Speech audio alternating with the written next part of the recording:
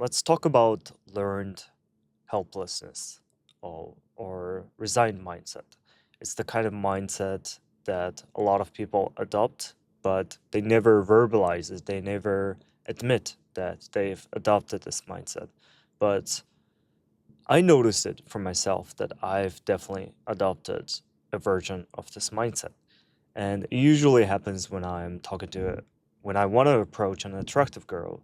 I usually feel a resistance. Of course, talking to a stranger is hard, but if she's especially attractive, I tell myself, oh, what's the point of trying? Because she's probably going to reject me, right? So, where is this coming from? Where is this coming from? It is coming from the fact that it is indeed has happened to me a lot of times in the past. I've approached a number of attractive women in the past, and a lot of them rejected me. So it's only natural to make the conclusion that it's probably not worth the energy because rejection hurts. You want to conserve energy. If you keep bumping into the same wall, it is only reasonable and it only makes sense to stop bumping into the wall. But real life is not that simple. Once we adopt this mindset, our energy changes. Even when we talk to attractive girls, we're just not fully present, not engaged, not easygoing, spontaneous fun, because in our head, we're telling ourselves that, oh, she's probably going to reject me. And that becomes a self fulfilling prophecy. And that further confirms my belief that, oh, attractive girls don't like me. I'm not good enough for them or whatever. So it becomes a vicious cycle. But the opposite can also happen. If some people have positive life experience that maybe from young age they were affirmed, they were told that um, they were attractive. Maybe they used that confidence to approach girls, and maybe they had more success with girls, and that can become a positive cycle as well. So, if you really think about it, all our beliefs and mindsets were adapted through experience. And especially the most important thing is how we interpret the experience.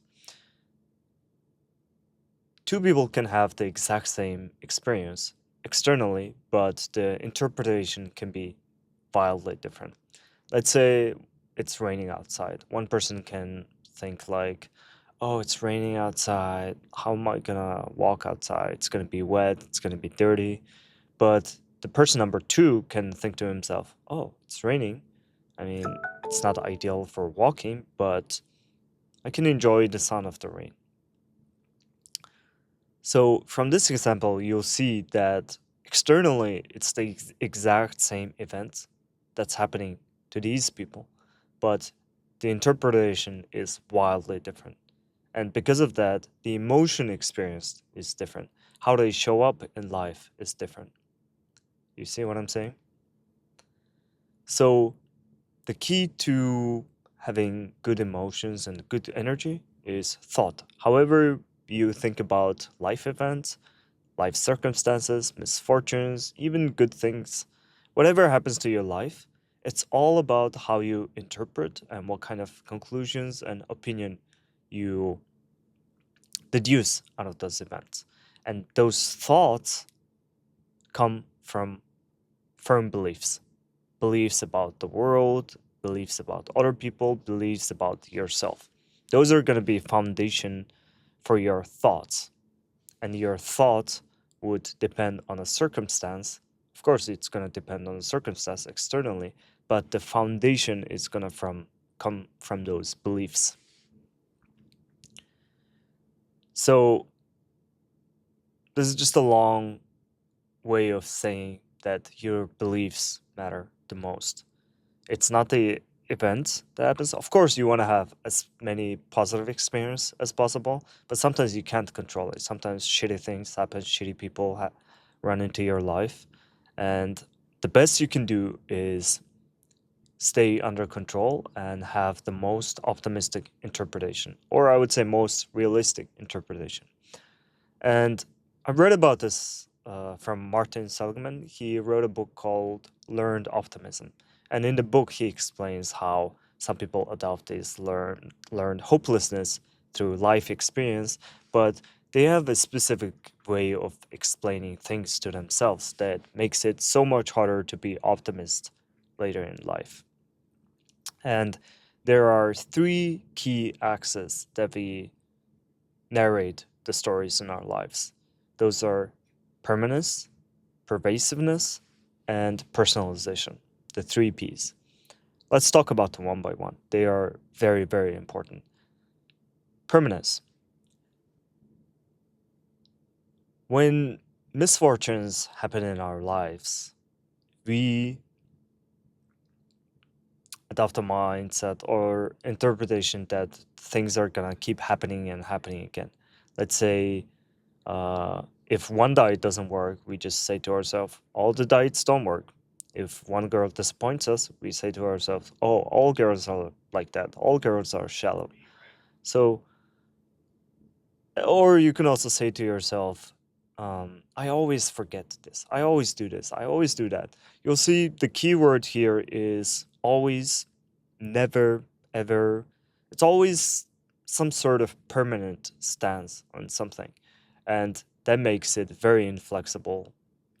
And it also becomes a self-fulfilling prophecy. If you say, I always forget, then that becomes a belief. And we prefer certainty over happiness. That means if it confirms to our belief,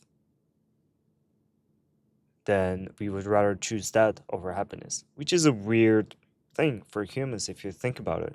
So we would rather confirm our beliefs and feel this weird sensation of feeling right than being happy. So if you ever get rejected by a girl, you'll tell yourself, see, I told you she was going to reject me. I'm not attractive, and the attractive girls always reject me. So that becomes affirmative belief. But optimistic people have different interpretation. They never take it as something permanent. They take it as something temporary. Oh, I just happen to be preoccupied with other things. That was just a one time I failed. It doesn't mean I'm a failure. I'm a stupid. So the momentary setbacks are always momentary. They don't say anything about your identity. Um, it's a temporary duration. That's why where the concept of resilience comes. If you're a resilient person, you come back and you tell yourself, hey, this is temporary setback and I just gotta get back to the grind. And the same thing applies, similar logic applies for positive events. Let's say something good happens in your life. People who are optimists would attribute it to yourself, to themselves. They would say, hey, it happened because of my good qualities, because of my skill. The reason that positive events happen is because of something more permanent. It has permanent cost, like your traits, your abilities, or you just have good attitude. But the opposite happens for the pessimists. Pessimists would think that, oh, I just happen to be lucky. My rival was not good. It's not really me. It's not me. It's just luck. It happens temporarily. So it's kind of interesting how these two types of different interpretations help you adopt different mindsets. If you believe that good things always happen to me, then good things will always happen. But if you think that when good things happen, oh, it's just the only one instance I got lucky, then that's probably going to be true. And the second axis is pervasiveness. It's essentially about specificity versus universalness. Let's say the pessimists would probably say all teachers are unfair, all books are useless, and maybe let's say all men are, I don't know, selfish, whatever. It can be anything. But the key here is it's always universalized, it's generalized, it's never specific. But more healthy interpretation would be Professor Seligman was unfair, or this book wasn't interesting, that man disappointed me. It's always something specific. When you keep things specific to that instance, it it's more realistic interpretation of life. It's less black and white. At the end of the day, it's all these black and white generalizations that causes issues in your life. And you can see it in CBT therapy, and all the depressed people, all the anxious people have very black and white interpretation of life. And they use the word always, never, or it's always something black and white, something generalized, too generalized. Um, and the third dimension is personalization. It's really about responsibility and how you internalize versus externalize whatever bad or good things happen to you. When it's easy to understand when you can look at little children and they would point at their friend and say, he did it. It's not me, right? It's really about who are we blaming to the whatever happens in our lives. If we blame ourselves for bad events, then we develop low self-esteem. If we blame others, we generally don't lose as much self-esteem. And on the whole, the people who blame others, other events, or other things have higher self-esteem. But this is a gray area, right? You do want to be responsible for the things you're responsible for in life. But our main mistake is that a lot of depressed people have too much responsibility over too many things. They blame themselves for things that they're not responsible for. Maybe it was a shitty person that they run into, but somehow they blame themselves. They think it's their fault. And especially if you grow up thinking that it has always been your fault. Maybe your parents, maybe your friends told you that you are the cause of this shitty thing, shitty whatever thing. You're gonna develop low self-esteem, and that's just never gonna help you with developing any sort of optimism in your life. And as much as I advocate responsibility, personal responsibility, it just doesn't make sense to adopt responsibility for things that you're not responsible for. You're taking a self esteem hit for no good reason, and it doesn't serve you. So here's how it looks like for bad things to happen. Uh, People who internalize to themselves, who blame themselves, would probably say, "Oh, I'm stupid. I'm insecure. I did this because, I was that." But people who externalize it would say, "Oh, it's because you're stupid.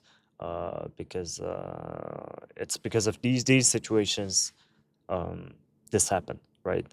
And the opposite can happen for good events, for people when good things happen, people who blame themselves don't take the credit, and that's our mistake.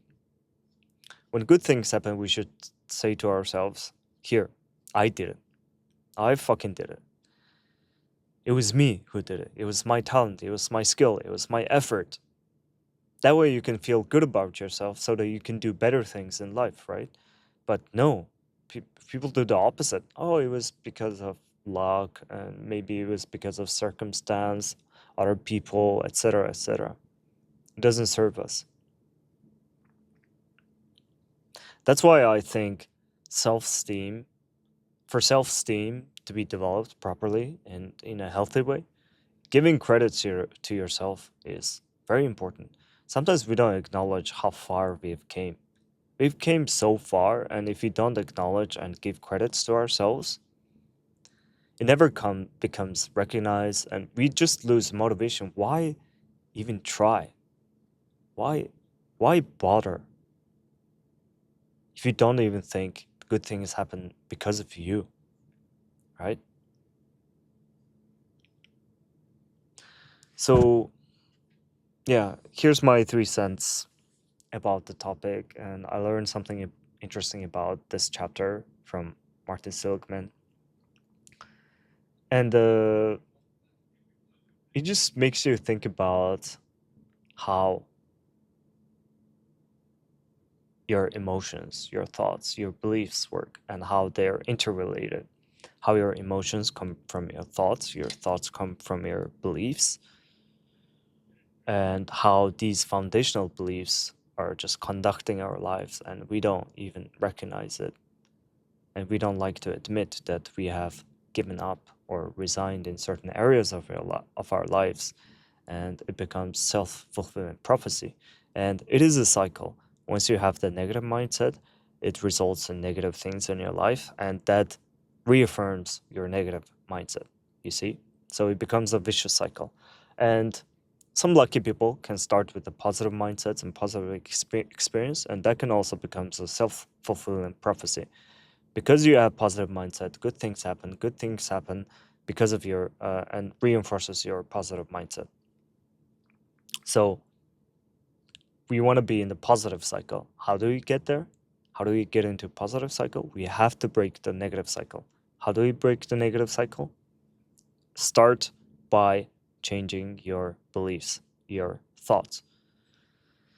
Become aware of what those negative thoughts are. What are those thoughts and beliefs that are not serving you? And the step number 2 is get rid of them and replace them with positive beliefs and thoughts. I think that will be a good topic of discussion for another video, but I hope you learned something interesting in this video. Thank you.